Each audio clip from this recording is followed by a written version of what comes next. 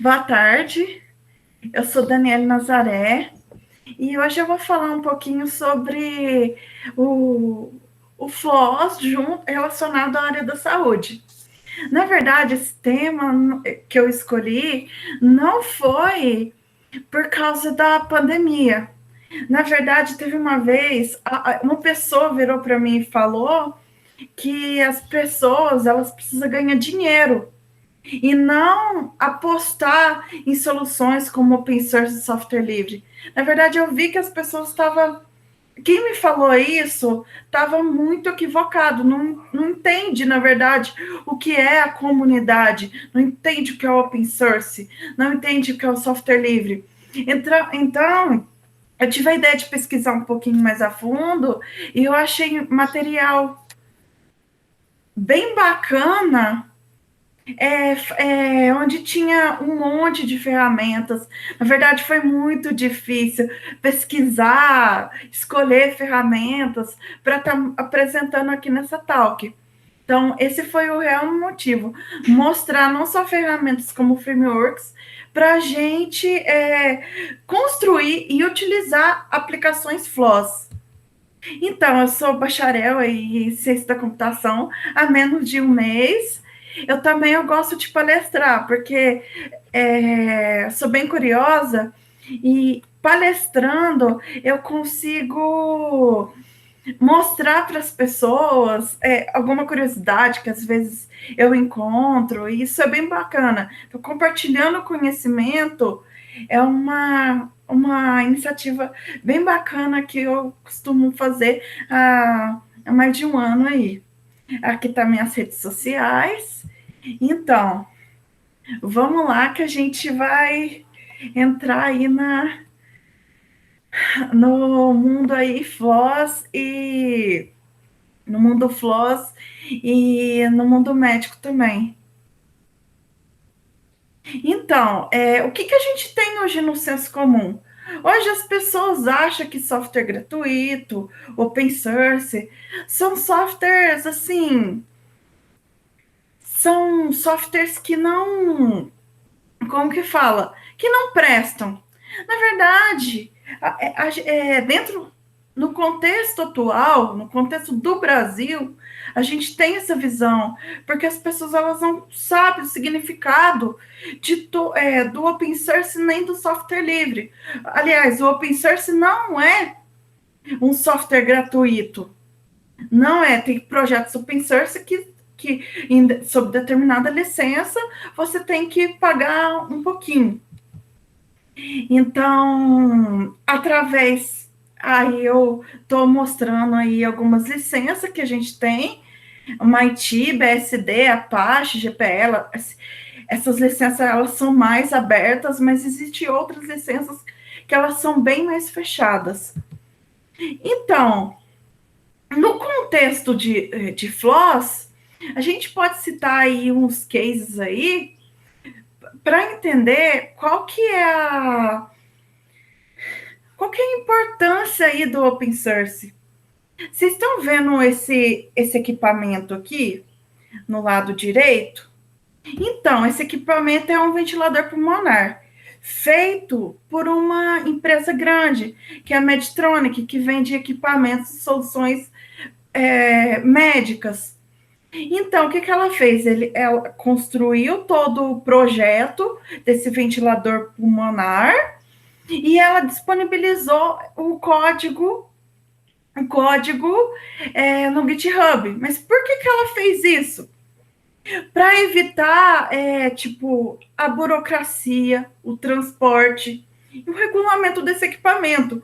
Uma vez que a gente está em situação que é um contexto que é atípico para a nossa geração, nunca aconteceu uma pandemia virar um problema de emergência mundial.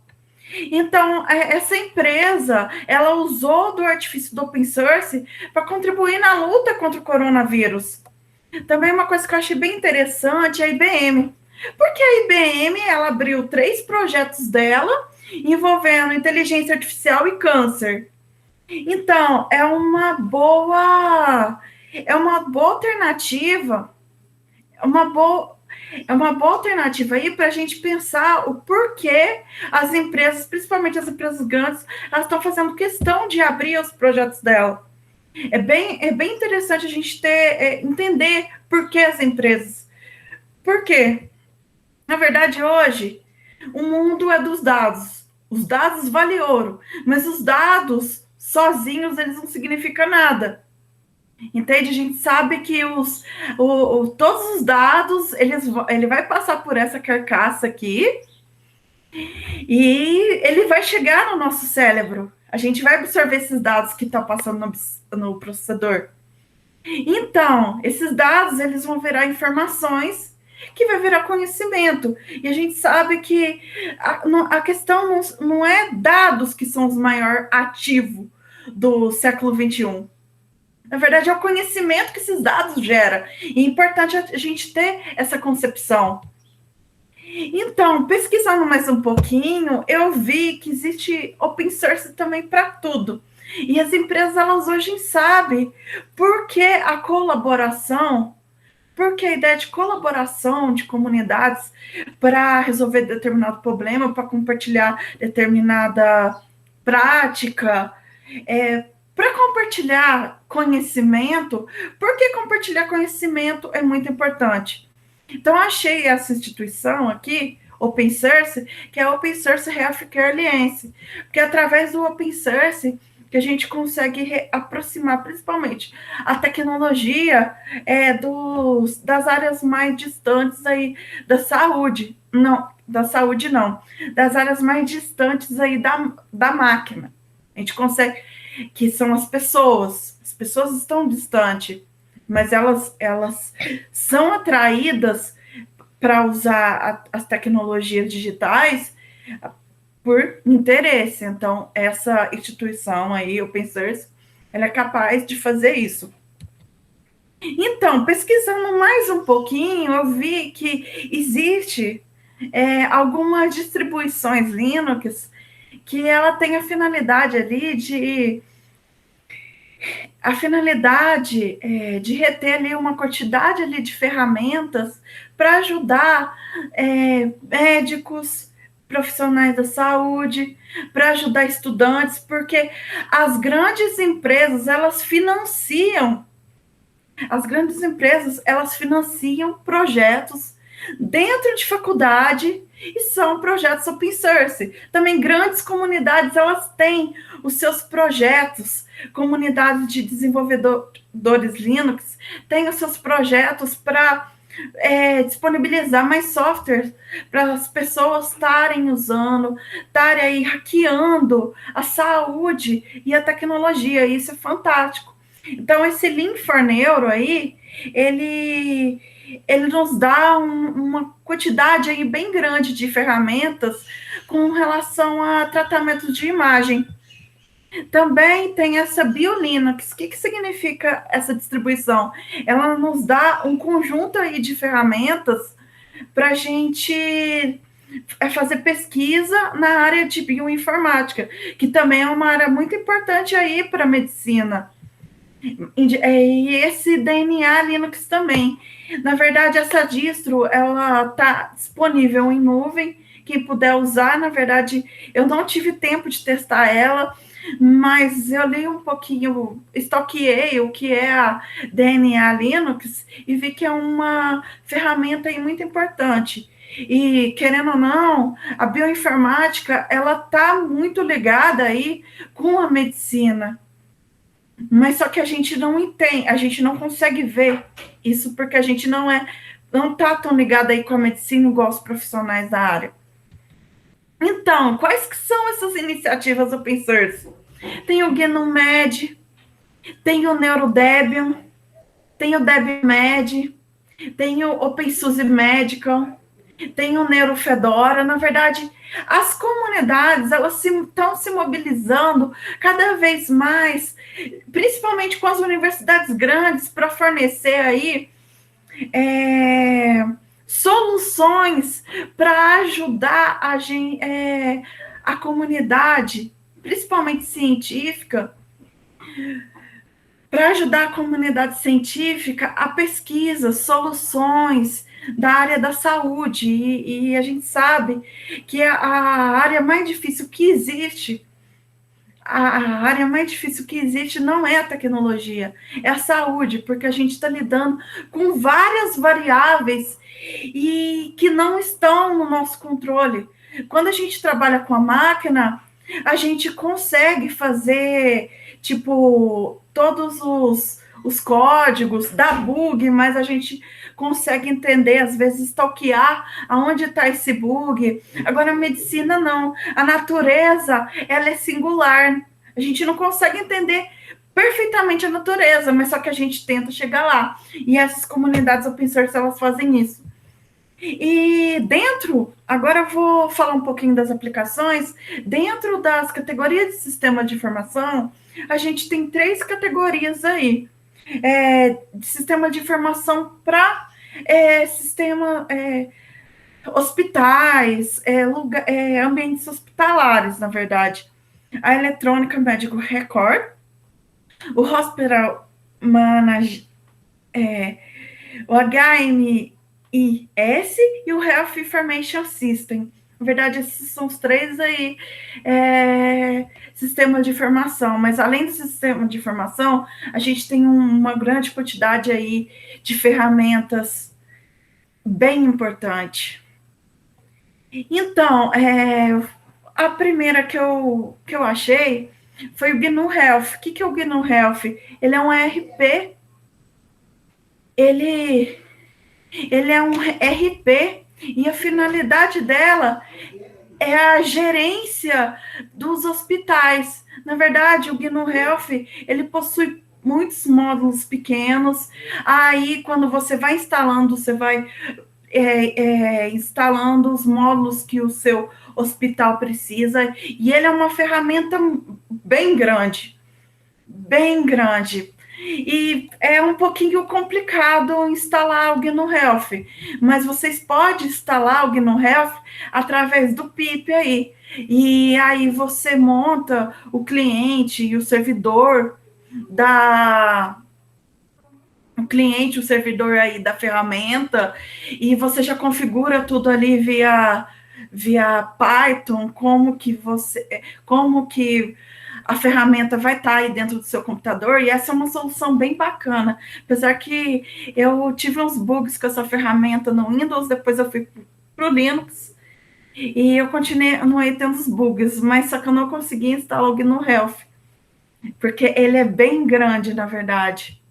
E também tem outra ferramenta aí de sistema de informação, que é a OpenMRS, que é bem interessante e ela é mais usada que o GNU Health. Na verdade, ela é um RP também. E é bem interessante essas ferramentas, porque a medicina, ela já é um serviço caro para a gente. É direito universal da gente ter acesso à saúde, mas só que a gente não tem, porque a medicina ainda é muito capitalista, ela é muito cara. Então, esses softwares, eles ajudam a comunidade, os hospitais aí, principalmente, a, a não, como que fala? A não gastar muito dinheiro com soluções de sistema de informação. Eu não consigo dizer se é bom ou ruim, mas só que por trás aí de uma equipe técnica, de uma curadoria que vai analisar todo o código fonte desse projeto open source, a gente vai ter um barateamento aí no custo do software. E o que acontece?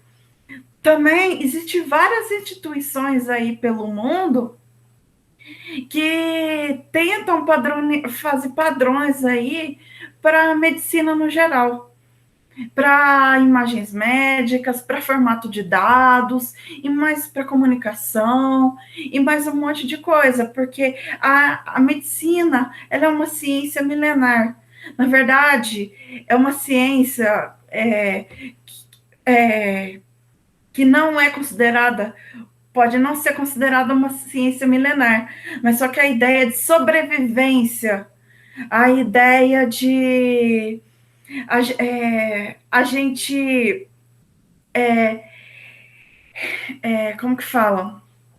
A gente passa, a gente superar uma crise ou alguma obstáculos da natureza é muito importante. Então a saúde, ela já vem aí de gerações e gerações, antes mesmo de Cristo, antes mesmo de qualquer coisa. A partir que o homem começou a ser homem mesmo, uma mente pensante, então a saúde existiu. Mas é importante a gente entender que a DICOM, ela é uma instituição internacional que ela fica padronizada, ela padroniza aí as ferramentas de certas ferramentas aí de formação e as ferramentas aí de imagem médicas. Isso é no mundo inteiro. E é bem importante quando a gente for analisar um software open source, a gente entender se aquele software ele segue o padrão da DICOM, porque isso é muito importante quando você está lidando com um hospital fora do país. Então, seguindo nessa linha, eu pesquisei alguns frameworks também, porque eu achei bem bacana eu conseguir instalar o GNU Health aí pelo PIP e fazer toda a configuração dele. E aí a gente tem o PyHealth, que é uma biblioteca de IA que faz predições médicas, o MedPy, que é a biblioteca de imagens médicas, o PyGeno aí, que é a biblioteca de medicina de precisão, o PyDicom, que ele trata imagens médicas com o padrão da DICOM, também o PyXFy, trabalha com módulos e equações aí relacionadas a healthcare. Também o PyNet-DICOM, que trabalha com o protocolo aí de rede, no padrão da DICOM também.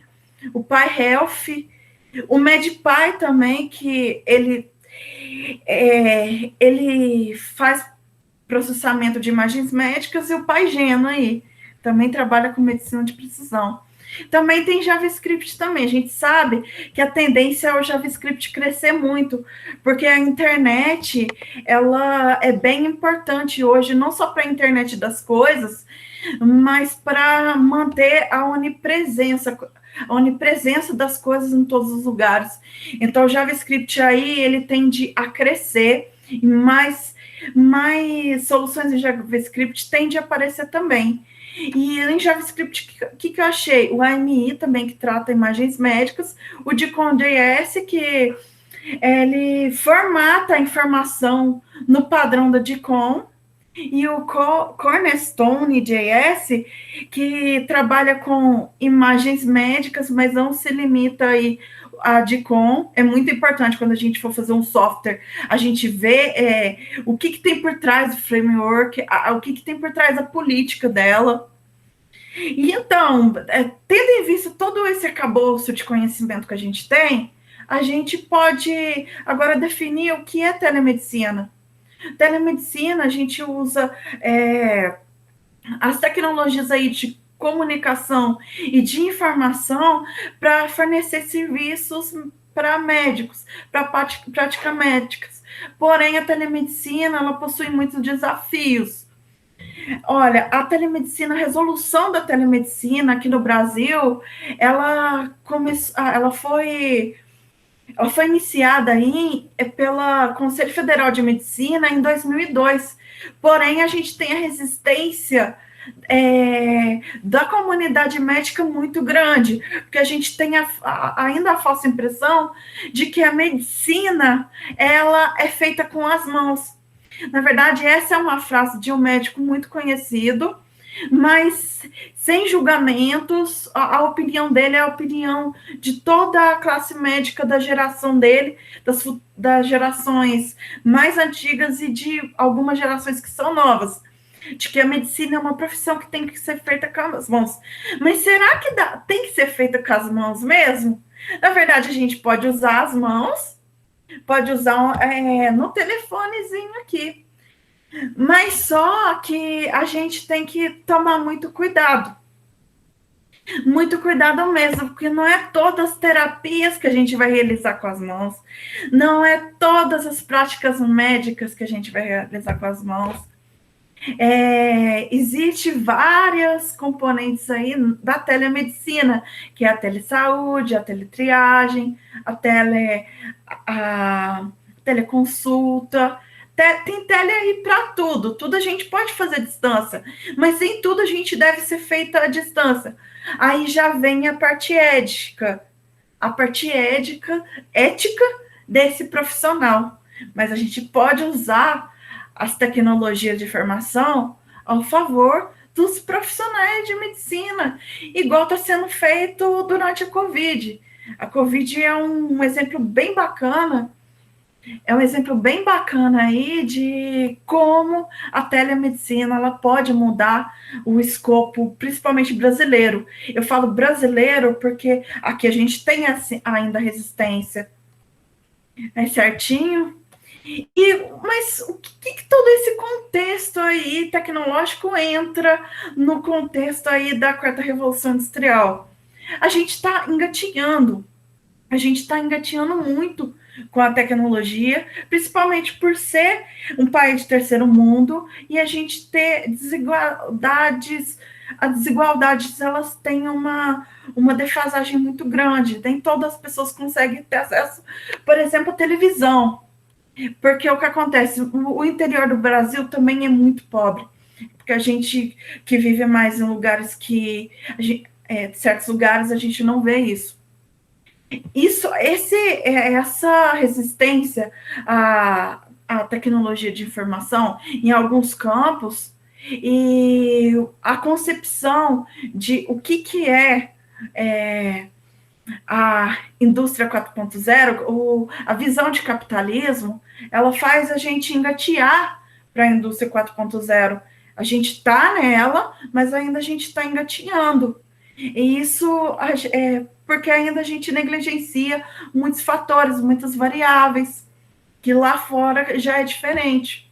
Então, nesse contexto, no contexto médico, a gente tem, por exemplo, sistemas embarcados ligados às coisas. Essas coisas juntam dados que vão parar na nuvem.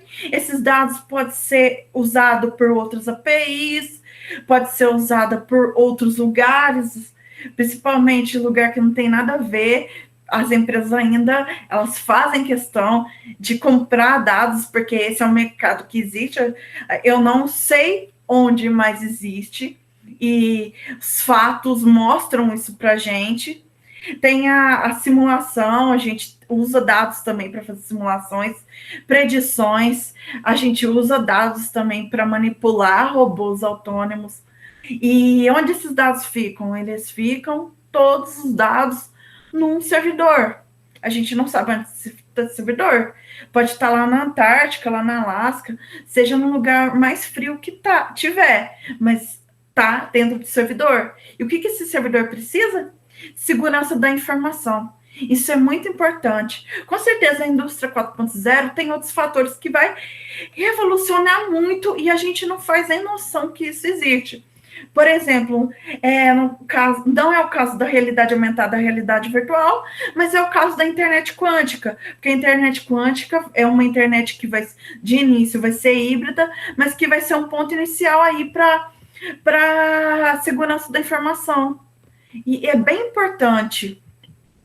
Então, mas por que o open source? Por que o open source na área da medicina?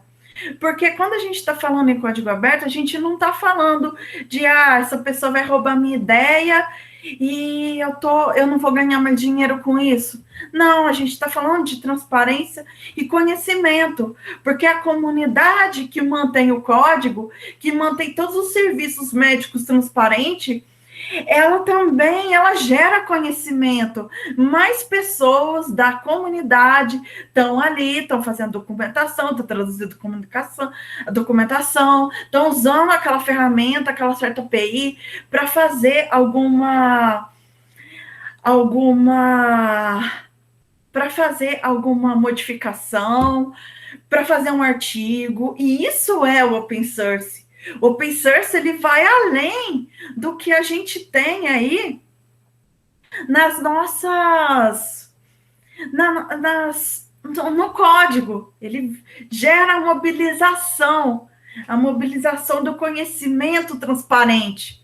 Então, a gente tem que entender também que a internet, ela faz todo mundo seu bico ao mesmo tempo. E isso é bem esquisito. A gente tem que entender que a gente vai contribuir com a comunidade, que a gente vai editar códigos, e esses códigos eles têm que estar em conformidade com o quê? Com a G, eu acho que eu coloquei errado, é com a GDPR, mais ou menos isso, desculpa ali, com a lei de proteção dos dados lá da Europa, porque ela está bem mais madura do que a LGPD. Lá eles se preocupam muito com a lei de proteção de dados. E é importante a gente, quando for construir um software open source ou fazer manutenção, a gente vê se o que a gente está construindo está em conformidade ali com a lei de proteção geral de dados da Europa. E também eu achei o RIPA, eu não sei, desculpa, tá errado de novo aqui.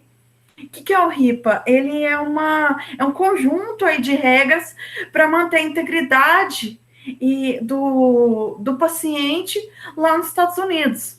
A integridade médica, a integridade das informações do paciente. Isso é bem importante. Por que eu cito essas duas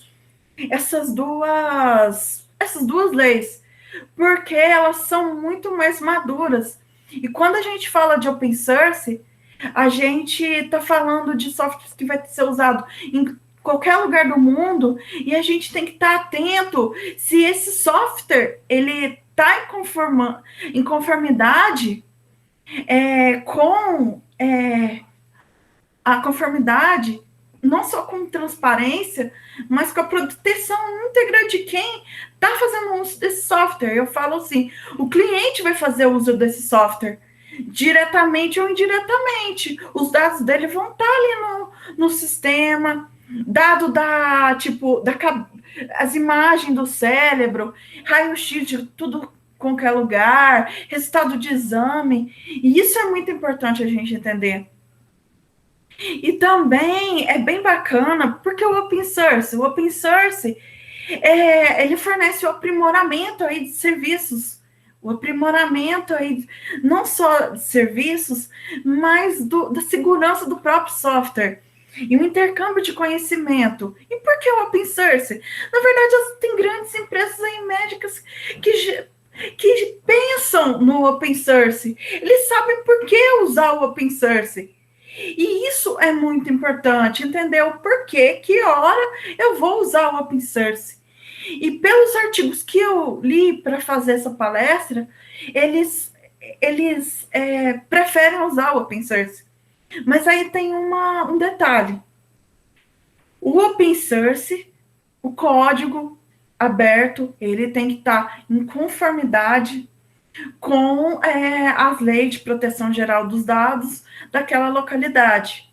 Isso é muito importante. Tanto que quem não sabe, é possível ganhar dinheiro com open source, sim. É muito possível. Mas tem um detalhe. Às vezes, o médico, o que ele vai pedir? Ele vai pedir para você alterar um pedaço ali do código. E o que acontece? Às vezes ele vai pedir para você fazer consultoria para ver se aquele software tá de acordo com as leis de proteção geral dos dados da localidade. Às vezes ele vai pedir para você fazer uma melhoria, mas independente de qual lugar do mundo você tem que estar orientado a entender o que é segurança, o que implica a proteção da integridade do paciente que está por trás daquele software e o que implica as pessoas, qual que é a implicação daquele software naquela comunidade. no hospital, por exemplo.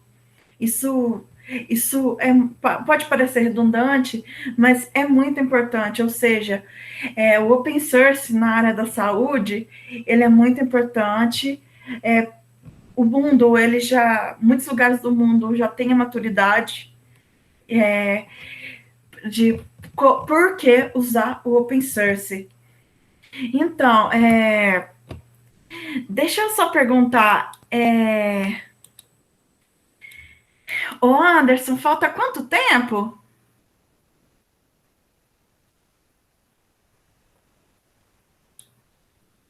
Ô Anderson, falta quanto tempo? Oi, Daniele. Você tem ainda 15 minutos. Ah, 15 minutos. Olha, o que eu fiz? Na verdade, eu tinha separado alguns softwares para apresentar, mas só. Melhorou? Então, eu tinha apresentado, mas só que teve alguns que deu uns bugs e eu estava esquecendo que eu estava no Windows, então eu preferi, até para preservar a ideia da comunidade, a fazer todo esse trabalho aí no Ubuntu. Deu alguns problemas, mas que eu fiquei muito chateada, eu não consegui resolver. Mas só que esses problemas é do próprio Lubuntu, porque o Lubuntu vem faltando algumas dependências que eu não consegui. Acabou que eu não consegui dar andamento nisso nem, nem a pau. Então, deixa eu ver. Aonde está esse software? Para a área de trabalho. 2. Estranho. Espera aí. Isso aqui é um software bem interessante, é open source. É open source, ele está em conformidade com a DECOM. E o que acontece? Ele, para dar uma olhadinha aqui, ó. Vocês estão conseguindo ver certinho? Eu só não sei o que aconteceu, mas aqui você pode fazer. Eu baixei esse modelo, você pode baixar quaisquer modelos, e isso também não é só usado por médicos, como é usado na área da educação, para você entender como que, não só interpretar, mas como manipular a imagem.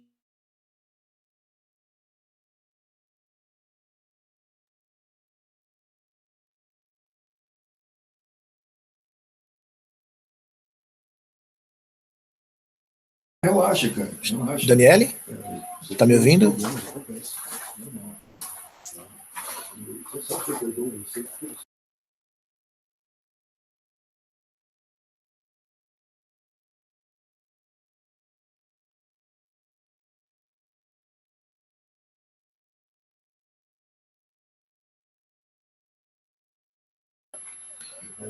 Pessoal, parece que a Daniele caiu. Estou entrando em contato com ela aqui pelo telefone.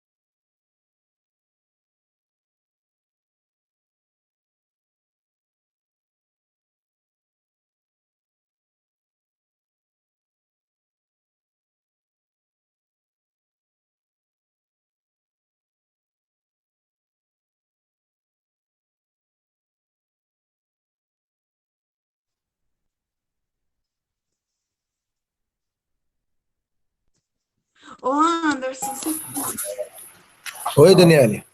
vocês estão me ouvindo? Sim, estou te ouvindo. Você só precisa voltar com a sua tela a ser compartilhada.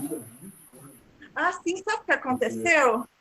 Eu queria mostrar uma funcionalidade no código, mas aí o bendito software travou a distribuição.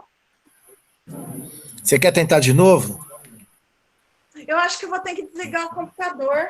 Mas, na verdade, era minha tal que eu só queria mostrar 3 softwares bem bacanas, mas depois eu posso, bem bacanas, bem poderosos mesmo, que eu achei, mas depois eu posso compartilhar o link com a galera. Tá, fica a seu critério. Se você, eu sugiro que você informe, então, para eles o nome do software e o link aqui no chat. Aí eles já dão uma olhada. Aí depois você pode fazer uma gravação disso e eu mando para todos. Não, certinho. Você quer deixar... Pessoal, alguém tem alguma dúvida em relação ao que a Daniele já apresentou até aqui? A gente pode abrir para perguntas também agora. Anderson, posso falar um pouquinho? Claro, a palavra é sua, César. Bom, em primeiro lugar, parabéns para a Daniele por esse compilado todo que ela fez aí. Eu acho que é extremamente importante nesse momento que a gente vive agora, falar sobre essa questão de software livre disponível aí para a área da saúde. Daniele, olha, sensacional, adorei tua palestra. Quando tu falou do GNU Health, o Luiz Falcon, que foi o criador do GNU Health, é um cara que eu admiro muito, tive a oportunidade de participar de muitos eventos com ele, e ele é um cara, assim, que na comunidade é um cara, assim, excelente, porque ele aprendeu tecnologia, ele é engenheiro da computação, e aí ele chegou no momento que ele achou, assim, que para ele entender os médicos, os hospitais, a medicina, ele tinha que fazer o curso de medicina. E hoje ele é um médico da família, ele é formado em medicina, ele é um médico especializado em medicina da família e continua desenvolvendo o GNU Health.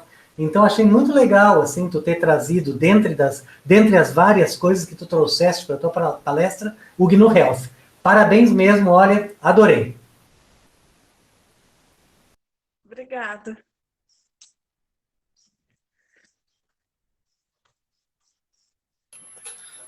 Legal, César. Obrigado aí pela participação. Pessoal, vocês também podem fazer perguntas através do chat. Daniele, você está olhando o chat aí? Tô sim. Tá, fica à vontade, então. Sim, olha, alguém perguntou aqui.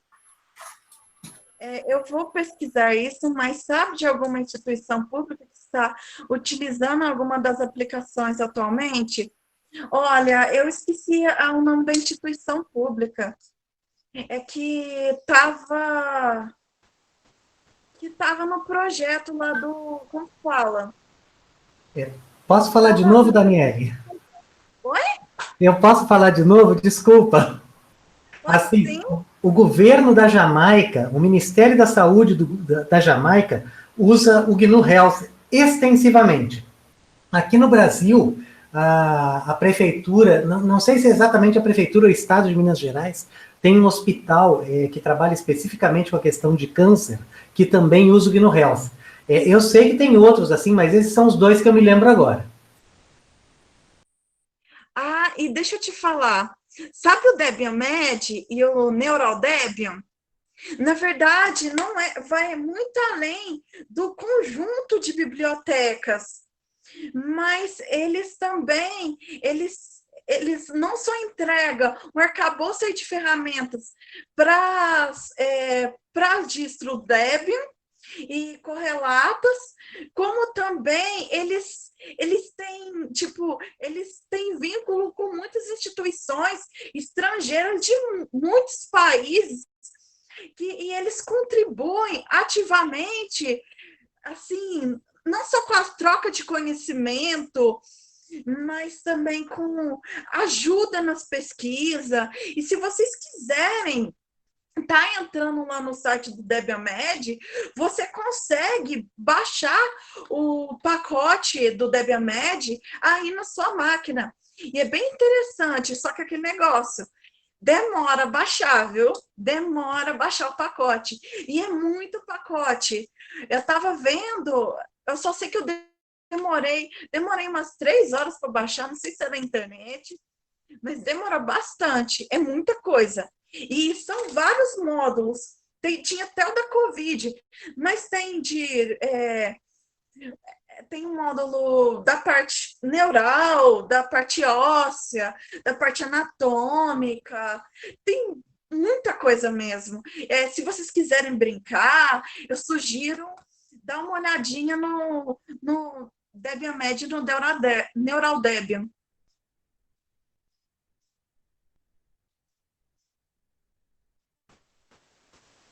Aliás, né, Daniele, o caminho é esse, né? Se interessou, vai procurar o projeto, faz o download. Não vai ser fácil, como tu mesmo falou.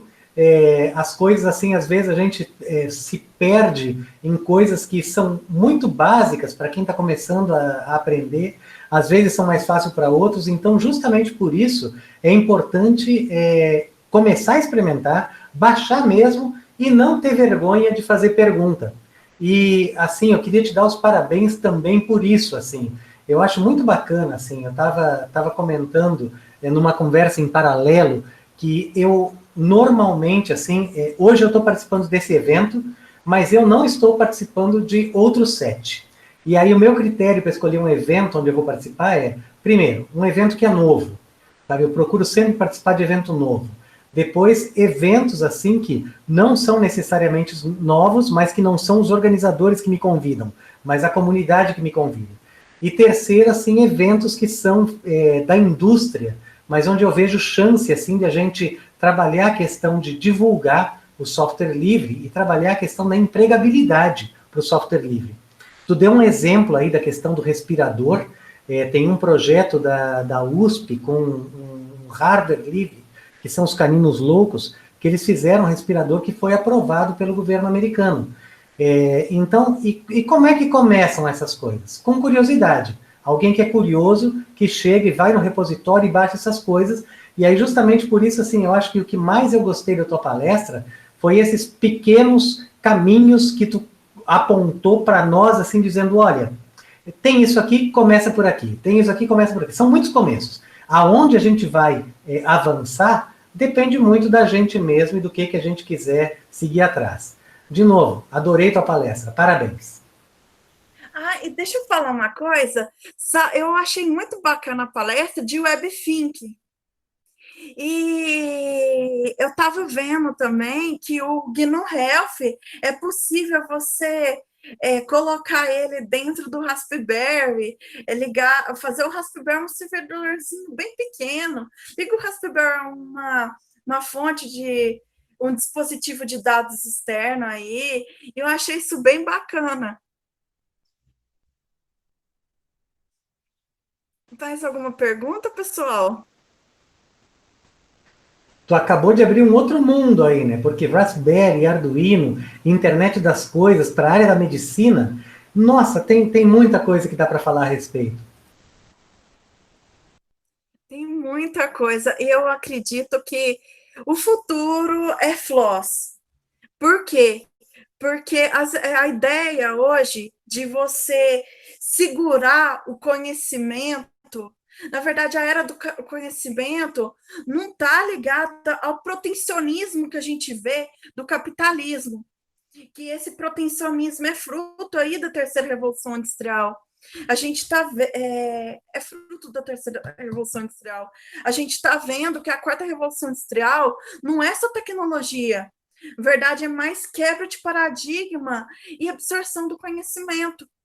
E o que acontece? Para a gente do país, do Brasil, sair desse escopo, para a gente acelerar mais, assim, a gente é a quebra na nossa cultura. Senão a gente vai demorar uns 50, 60 anos para a gente entrar efetivamente na indústria 4.0. Daniela, eu até complemento e digo assim que o futuro já está aí. Mesmo quem acha que não usa software livre, já está utilizando. E essa questão que tu colocou aí do capitalismo, que eu acho tão importante assim, eu acho que o capitalismo, graças à era do conhecimento, está chegando ao fim. Porque não é mais viável e aceitável a gente viver numa era onde a gente já sabe que há abundância, e que essa abundância está controlada pelo poder, que é um poder econômico besta, que está na mão de tão pouca gente. Eu acho que a revolução vem pelo conhecimento. Então, de novo, virei teu fã. Obrigada, gente. Mais alguma pergunta? Algum comentário? Alguma adição?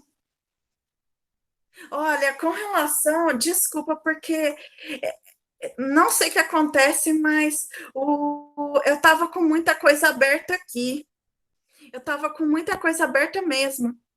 Mas, assim, é, tem muita, eu estava vendo, tem muita solução, muito software.